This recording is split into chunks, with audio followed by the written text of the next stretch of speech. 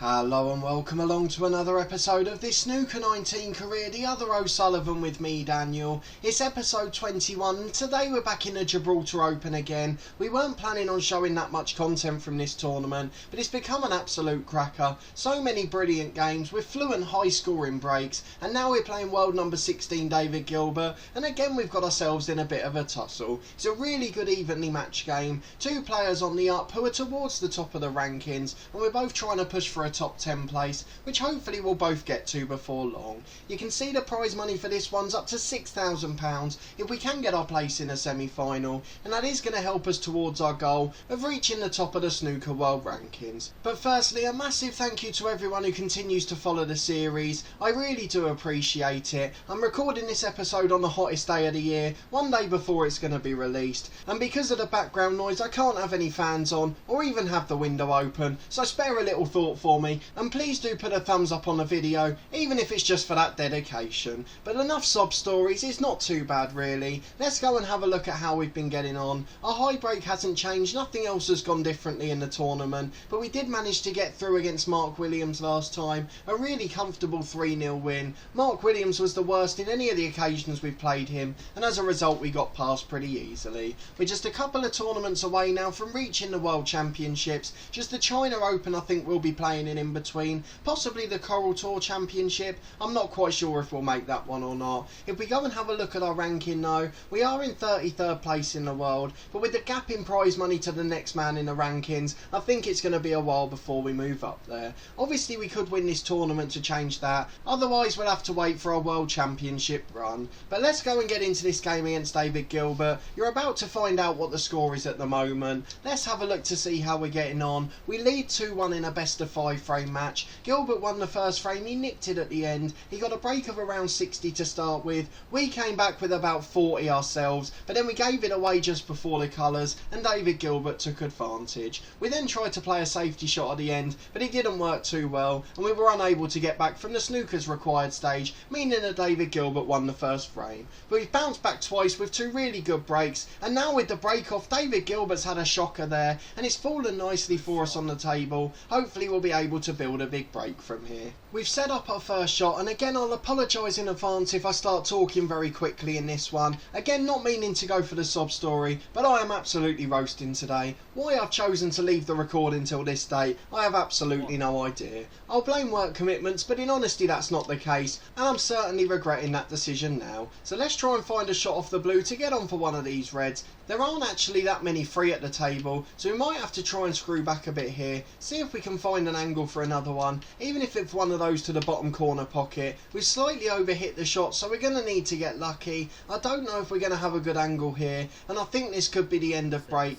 That's a pretty disastrous shot. We might be able to get this one into the corner. It's a thin angle, but it should pot easily enough, but the question's whether we can get back up for a colour. We're certainly going to need a bit of topspin for that. 39% power, let's see if it's effective. We've underhit it and cannoned the red, and although we're still on the pink, it doesn't look like we're going to get another red after that. It's going to be very difficult to get position from here. We might have to go round the houses, and even then we've got to hope for a bit of luck. There's no real clear path, so we'll come round the yellow, and then once we get back to the bottom half of the table, we could be playing a safety shot, as it's purely luck, we're not aiming for anything. Let's go and see what we do. 65% power, and fingers crossed everyone, are we going to get lucky? The cue ball comes back down the table, it's going to cannon into the reds, and I don't know, we have got a bit of luck there I think. I think that red goes to the middle pocket, it's almost straight, that is fantastic. We certainly didn't deserve that. We're going to screw forward to get up for the blue, 50% power should do it nicely, and now we can start to build a really big break, although we've underhit that shot yet again. So twice in a row we're making things difficult, and now we've got to come round the houses for the second time. Let's just make sure we get the blue in first. 5 points is more important at this stage. We can worry about all the rest after that. As soon as we get back down the table, we can play a safety shot if needed. So let's go off the top cushion, 79% power. The cue ball goes back down the table as the blue rattles in, and fingers crossed we'll be on something. We missed the corner pocket, which is the most important bit, and I think we've got a couple of options again. I couldn't have asked for much more from those two misplaced shots. We'll go and have a look and set up the next red, and we'll be back in a moment after I've had a quick drinks break. Okay, rehydrated and on for the pink. Let's see if we can get on for it from this red. We just cannon with one of the reds. It's gone disastrously wrong and we've gone in off. There's the warning against taking a break. You lose your mojo and we've gifted it to David Gilbert, and the last thing we want at this stage in this heat is to go to a deciding frame. So fingers crossed he'll make a mistake soon. He'll surely pop this long red first. It's pretty much straight but he misses it to the corner. David Gilbert, you're my favourite person at the moment. It doesn't look like he's left us something easy on, but I'm sure we'll be able to find something to go at. Will that red go to the corner? It won't, so we're going to have to play the thinner cut here. It's one of the reds near the bottom of the table, but for a player of our ability we should be able to pot it. We've then got to try and get up between black and pink to get back up for the blue or bulk colours, so let's see if we can do that with 47% power. We've underhit it slightly but we may have got away with it, although we're coming back towards the blue now, and without a friendly cannon this could be end of break, but again we've got a little bit lucky and we should be comfortably on the green. Let's go and try and put that into the top corner and then try and get back down for the reds again. We're certainly not making this frame winning opportunity easy, as we've already blown one, and hopefully this time we won't blow another, as we've just cannoned off the yellow and got back down for a red again. I think we're pretty much perfect on this red below the pink spot, so I'm not going to complain again, but we've really got to make the most of this opportunity and stop losing position so easily. Let's see if we can run through for the pink again here. There shouldn't be any excuses not to really. Just 15% power to make sure the red goes in, and although we've overhit it slightly, we're very nicely on the pink with a lovely angle to come back up for the reds further up the table.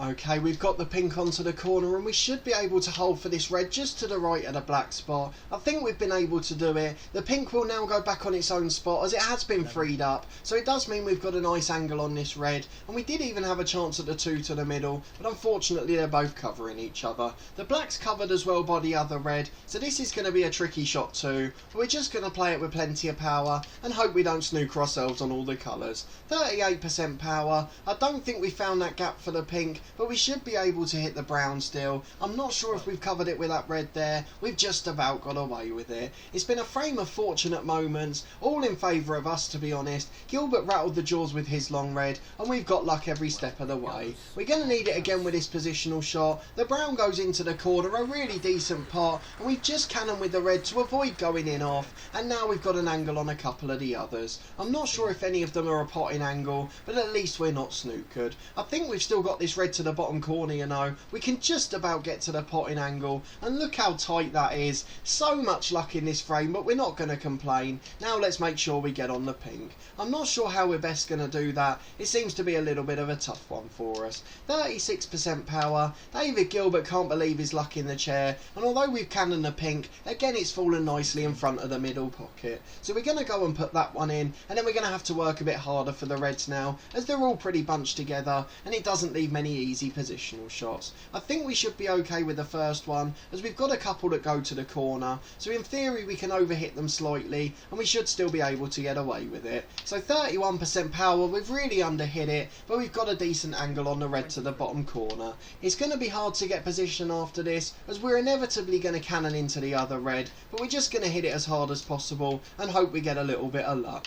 There's the positional tactical masterclass you were hoping for. Hit the ball as hard as possible, make sure you pot the red, and then leave yourselves on a colour from anywhere, and fingers crossed it will go in the pocket. The green's onto the top corner, and thankfully it's almost perfectly straight for us, otherwise we would have been in a bit of trouble. We're hitting this one a bit lighter. The plan is to stay on that side of the table and leave ourselves a couple of reds to the bottom left corner. We've also got the one on the opposite side to the middle, so it was just leaving ourselves lots of decent options. So we've got this one to the corner which is almost straight. We've got the one down the line which I think we will take on. It's all about getting the harder reds off the table, and with a break of 27 we could still get a half century, so we want to try and do that and get the biggest score possible. So we're going to try and screw back up for the pink. Hopefully we can just stay where the red ball is. If we do that, that'll be perfect, but the extra pace ruins the pot. It often does, but it doesn't on this occasion. What I did mean to say was it risks ruining the pot, not that it completely ruins it. On this occasion we managed to get away with it,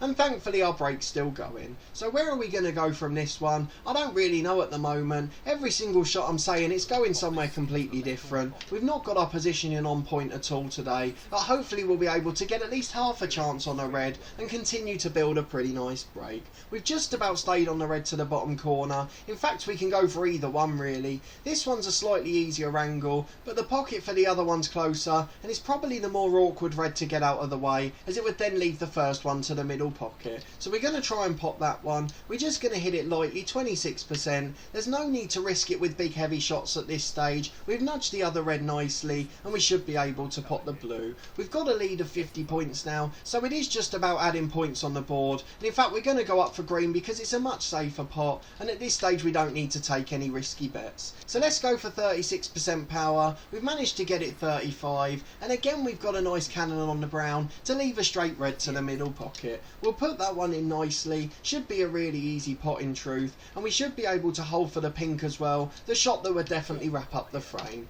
That should stop Gilbert coming back to the table and put us in our third semi-final of the season, and hopefully we can convert that to a third final and maybe even a second tournament win. We couldn't have been straighter on this pink if we tried, and we're just going to screw straight back. We want to get onto the red to the same corner, so 50% power should do the trick. The pink goes in, the frame and match is won, and now we should continue our break with a red. A brilliant achievement, another semi-final, and we're now just a red and a colour from a half century. Let's make sure we try and pop this red, and then we can hold for the pink again. Change of heart, we're going to come up for the blue just because it's a little bit easier. 28% power. It also meant if we missed the reds, we would have left a bit of a more tricky position. It's not going to matter too much, as I don't think David Gilbert will come back to the table, but he certainly won't now, as our lead moves up to 61. Again, we're just going to pot this, screw back a little to stay on that other red. If we can put that into the top corner, it would mean it's another nice break. We go past 50 with that blue, and now we move on to 70 for the frame, and after giving David Gilbert a sniff early on, thankfully he missed that long red, and now we've cruised to victory after that, despite many awful positional shots. Probably one of our worst big breaks of the series so far, on or off camera, as we missed the red again there. We were perfect on the blue, but you've got to make sure you pot the object ball first. We win the frame though, and we're through to the semi-final. Another big seed goes down against us. Let's go and find out who we get in the semi before wrapping up this episode before I melt. There it is then, we've got world number 4, Judd Trump in the semi-final, £12,000 going to the winner. I think he might be the only top 10 player we haven't played yet. I don't remember playing him in this career, although I'm sure you'll probably correct me, but world number 33, Ronnie O'Sullivan, through to the semis against Judd Trump. Again, we're keeping in good form moving into the World Championships, the one I'm really looking to win at the end of the year. It may be a year too soon for Ronnie O'Sullivan, but he's certainly going to put up a fight. So a really good performance, and I'm delighted with that progress, and hopefully you enjoyed the performance too. If you did, please put a thumbs up on the video, even if it's a sympathy one for me recording in the heat. Let me know down in the comments how you're getting on and how you think we'll do against Judd Trump. Obviously it's a little bit of an unknown, and of course we know he's a brilliant break builder in real life, so I'm sure he'll be a risk taker in this one, and his long potting will certainly help him. He won't miss chances like the one Gilbert missed there. We're building up to the World Championships nicely though. I'm really looking to get into that one in form,